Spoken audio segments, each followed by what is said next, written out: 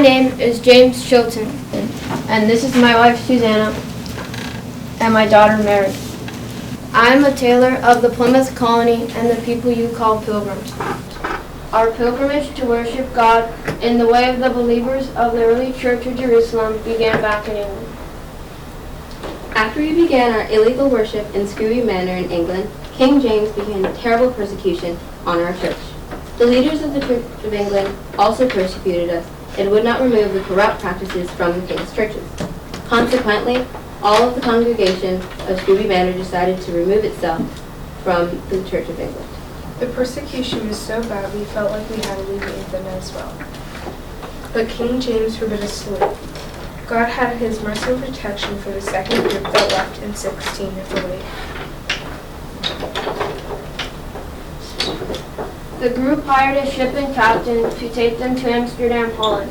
The captain and ship sailed to the meeting place while the men went on foot to meet him with all the belongings.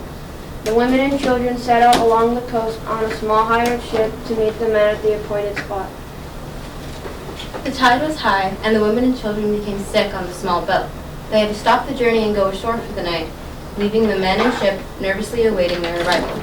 They did not want to be captured by the king's men like the first group had been. At dawn the next day, the tide was very low, and the women that had been stranded ashore.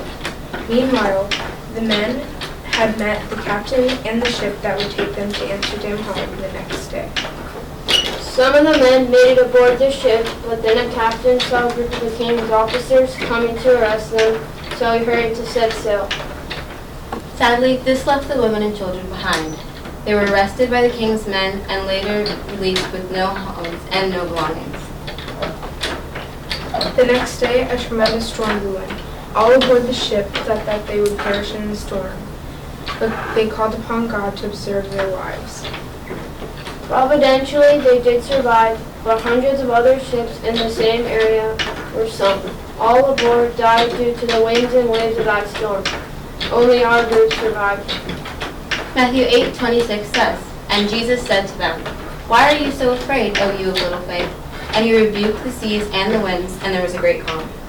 This is our proof that it is God who controls the seas, and it would not be the first time he saved our lives.